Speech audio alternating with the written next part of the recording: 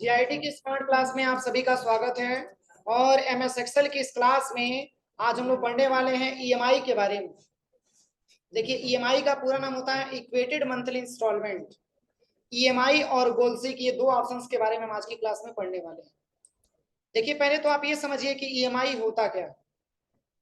आज बताइए, वो सभी ऐसी महंगी चीजें हैं जो अगर हमारी रिक्वायरमेंट की है फिर भी हमारे पास पैसे नहीं है तो हम आसानी तरीके से उस प्रोडक्ट को हम ला सकते हैं। ये देना है तो किसका? ईएमआई। बोलिए, आज आपके पास फोर व्हीलर नहीं है फिर भी अगर आपके पास कुछ पैसे हैं तो वो पैसा आप जमा करके और शेष पैसे का आप जो है ईएमआई बनवा करके आप उस कार को घर लेके आ सकते हैं। बोलिए, ऐसा है कि नहीं है? आज हर एक प्रोडक्ट आपको ईएमआई के बेस पे मिल रहा है। हर एक प्रोडक्ट आपको ईएमआई के बेस पे प्राप्त हो रहा है, चाहे वो आपके महंगे दाम का फोन ही क्यों ना हो। अगर आपको महंगे दाम का फोन लेना है और आपके पास बहुत ज्यादा पैसे की व्यवस्था नहीं बन पा रही है तो उसमें से कुछ पैसे जमा करके और कंपनी की तरफ से आप चाहेंगे तो उसको ईएमआई के माध्यम से आप उस प्रोडक्ट को घर लेकर के आ सकते हैं।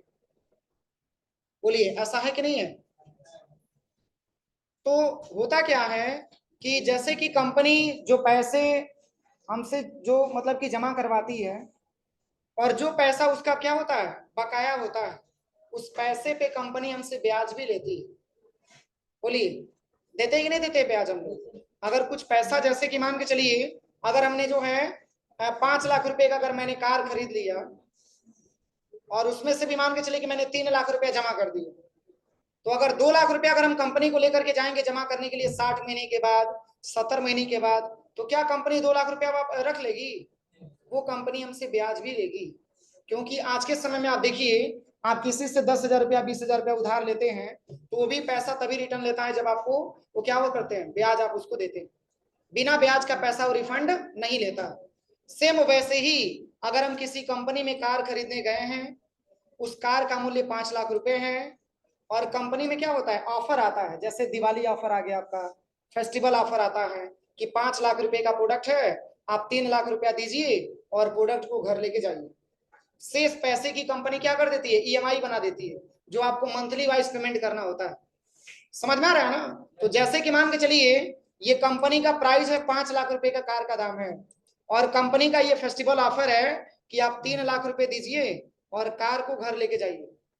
तो शेष कितना लाख रुपया और आपको देना है? तो ये 2 लाख रुपया इक्वल करिएगा और यहाँ पे प्राइस को सिलेक्शन करके और माइनस में डाउन पेमेंट लेकर के एंटर करके तब जाकर के इसमें लिखिएगा। ये नहीं कि नॉर्मल तरीके से आप 2 लाख लिख दीजिएगा। 5 लाख रुपए कंपनी का रेट है और ये कंपनी ने फेस्टिवल ऑफर लगाया है कि 3 लाख रुपए दीजिए और कार को घर लेके जाइए। शेष जो 2 लाख रुपया बचेगा कंपनी उसी पैसे में क्या करेगी, ब्याज भी जोड़ेगी।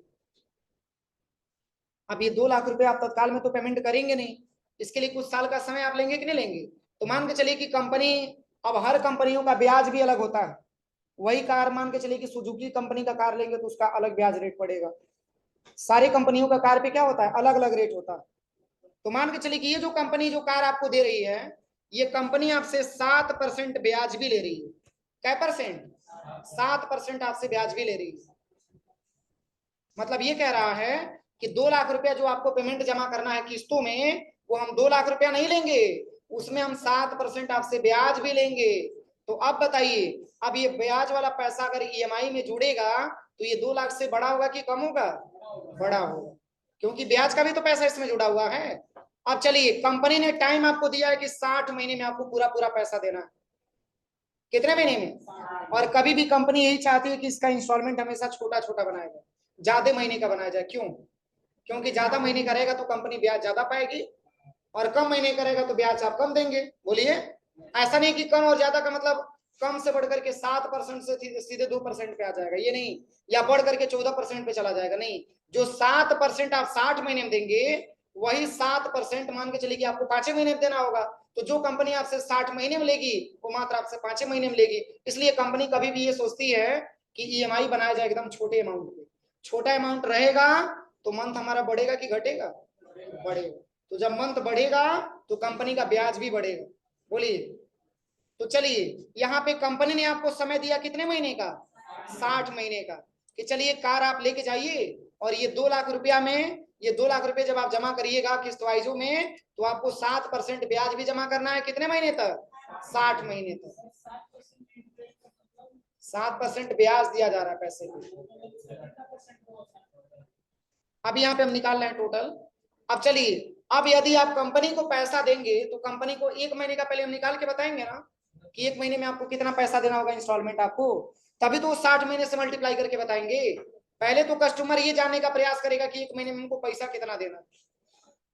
पता चलेगा कि महीने का इनकम मात्र 4,000 का हो रहा है और इंस्टॉलमेंट बन गया 6,000 रुपए का, वो दे पाएगा? तो सबसे पहले तो निकलवाएगा कि 1 महीने का हमको इंस्टॉलमेंट कितना जमा करना है, तब उसके हिसाब से वो फाइनल डिसीजन लेगा कि कार को हमको लेना है कि नहीं लेना। पता ही चलेगी कार में घूम रहा है, उसके पास पैसे ही नहीं है मंथली वाइज देने के लिए। बोलिए, तो 1 महीने का निकाल के जांच करेगा ना? तो इसके लिए हमको पीएमटी निकालना होता है, और पीएमटी का मतलब होता है पर मंथ अमाउंट, और ये इक्वेटेड लिखा हुआ है। इसके पहले इसका नाम इक्वल मंथली इंस्टॉलमेंट था, बाद में इसको चेंज करके इक्वेटेड दे दिया गया। अब चलिए, यहां तक पहले किसी को कोई दिक्कत?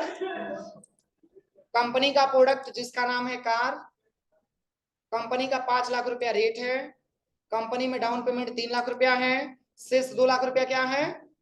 लोन अमाउंट, और इस पे भी 7% ब्याज है, और कंपनी ने समय कितने महीने का दिया है? 60 महीने का दिया। तो अब ये कस्टमर कहेगा कि हमको पहले आप 1 महीने का निकाल के बताइए कि 1 महीने में हमको क्या पैसा देना होगा। तो 1 महीने का इंस्टॉलमेंट निकालने के लिए फार्मूला लगाएंगे, सबसे पहले इक्वल करेंगे और यहाँ पे लिखेंगे पीएमटी और ब्रैकेट ओपन करेंगे। इसमें सबसे पहले 7% को सिलेक्शन करेंगे और डिवाइड करेंगे 12 से, चूंकि 1 साल में 12 महीने होते हैं, और नीचे कमा करेंगे। इसके बाद से एनपीआर पूछा जा रहा है ना, एनपीआर का मतलब होता है नंबर ऑफ पीरियड। कंपनी ने समय कितना दिया है?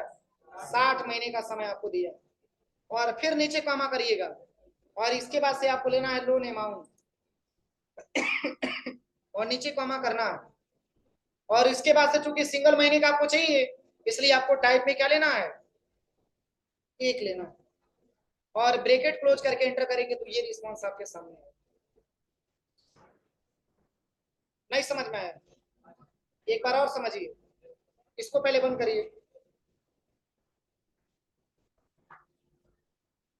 देखिए, अगर आपको 1 महीने का ईएमआई निकालना है तो सबसे पहले आप इक्वल करेंगे और यहाँ पे लिखेंगे पीएमटी और ब्रैकेट ओपन करेंगे, और इसमें हम सबसे पहले लेंगे इंटरेस्ट रेट को 7% वाले को, और डिवाइड करेंगे कितना से?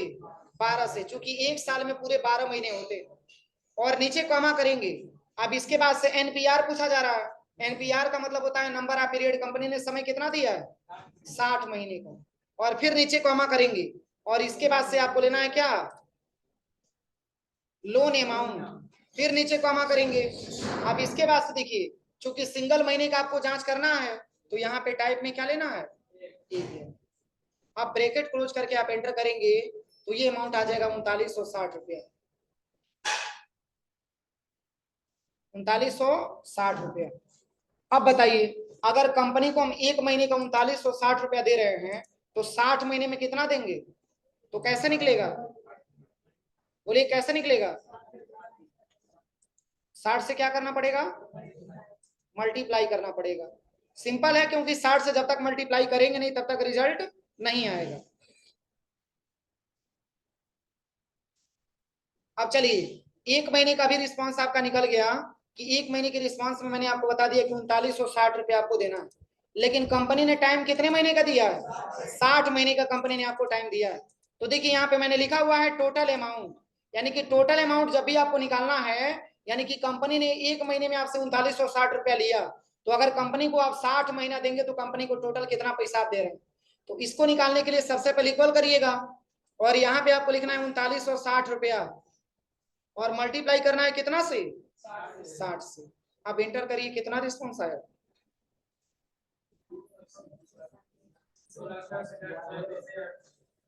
2,37,600। और कंपनी में पैसा कितना देना था? यानी कि ये 37,600 क्या दे रहे हैं? ब्याज का पैसा दे रहे हैं। नहीं समझ में आया? ये 37,600 रुपया, ये 7% के हिसाब से 60 महीने में आप कंपनी को क्या कर रहे हैं? ब्याज दे रहे हैं। कोई दिक्कत किसी को? अब चलिए नॉर्मल कैलकुलेशन करिएगा, कैसे निकला मैं एक बार और बता दे रहा हूँ। सबसे पहले इक्वल करिए और यहाँ पे लिखिएगा 3960 रुपया और मल्टीप्लाई करिएगा कितना से, 60 से। अब इंटर करेंगे तो रिस्पॉन्स आएगा, ठीक है ना। अब यहाँ पे ऑटोमेटिक आपको दिख रहा है। अगर आपसे ये पूछा जाए कि ब्याज का पैसा कितना है तो 37,600 रुपया। किसी को कोई दिक्कत यहाँ तक? अब चलिए, अब आपको निकालना है गोल्सिक। क्या निकालना है? गोल्सिक आपको निकालना है। तो गोल्सिक का मतलब ये होता है कि जैसे कि मान के चलिए अगर ये कंपनी में इतना पैसा नहीं देना चाहता है और ये कंपनी में मात्र 2-2 हजार रुपया जमा करना चाहता है, तब बताइए मंथ घटेगा घटेगा कि बढ़ेगा? बोलिए। अगर ये पर महीना कह दे कि हमको 3960 रुपया नहीं जमा करना है, हमको 2-2 हजार रुपया जमा करना है, तो मंथ हमारा बढ़ेगा कि घटेगा? बढ़ेगा। तो जब मंथ बढ़ेगा तो ब्याज कम बढ़ेगा, ब्याज भी तो बढ़ेगा। तो चलिए, ये आप गोल्सिक निकालने के लिए क्या करिएगा, सेम डेटा को कॉपी करिएगा और यहां पे ला करके पेस्ट कर दीजिएगा।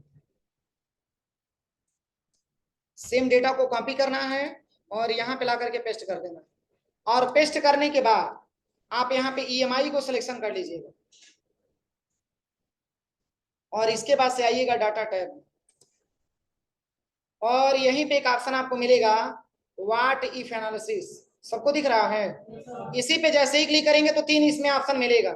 एक आपका दिया है सिनारियो मैनेजर, एक आपका दिया है गोल्सिक और एक आपका दिया है डाटा टेबल। क्या लेना है इसमें से? इसमें से आप ले लीजिएगा गोल्सिक। ऐसा इंटरफेस आपके सामने आएगा। सबसे पहले किसको सिलेक्शन करके जाना है?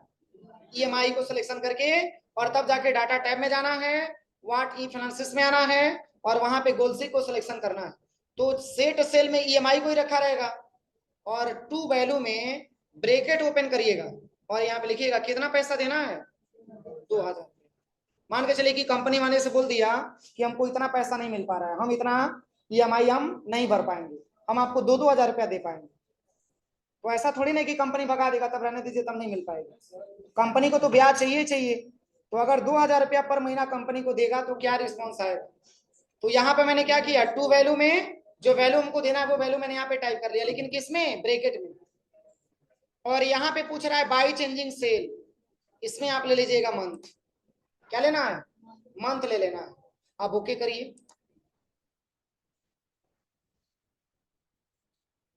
अब बताइए अगर 2-2 हजार रुपया महीना जमा करेंगे तो कितने महीने का टाइम लगेगा?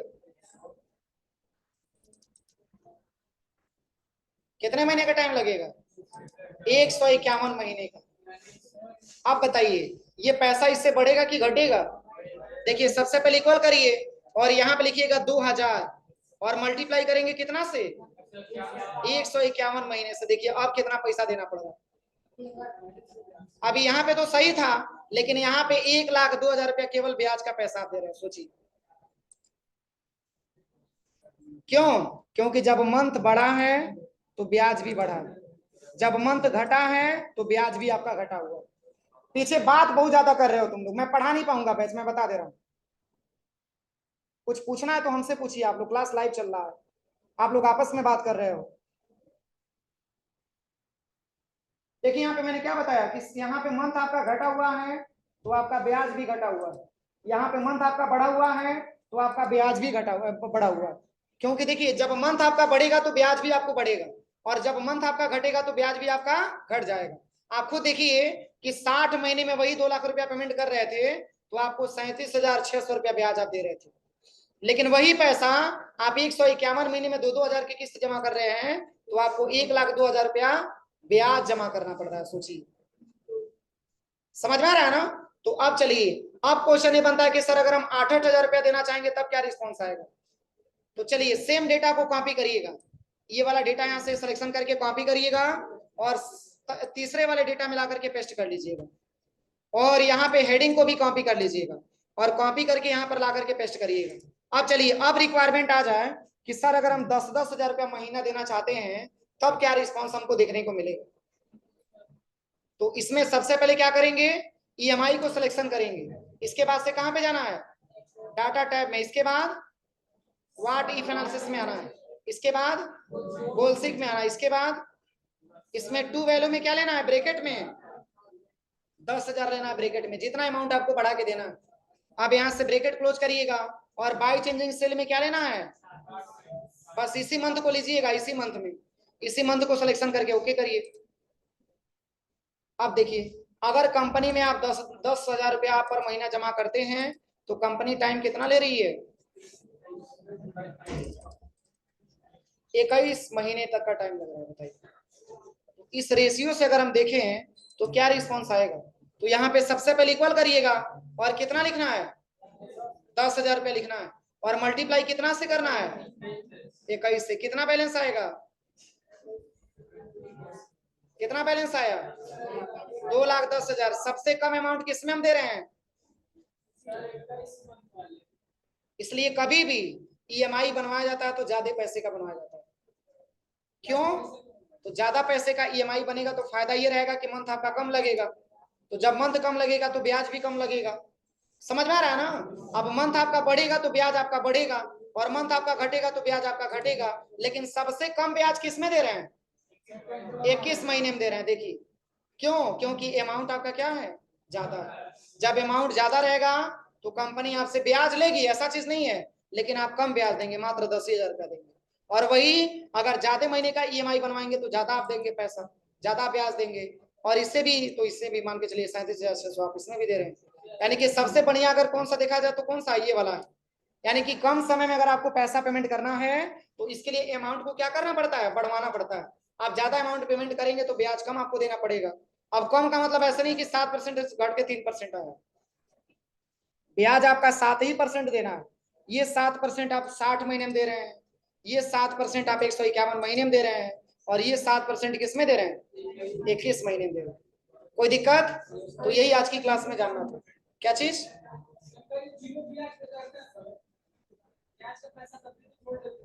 उसमें तो जोड़ ही लेते हैं सब, वो कहते हैं सबकी केवल 0% है लेकिन जोड़ लेते हैं सब।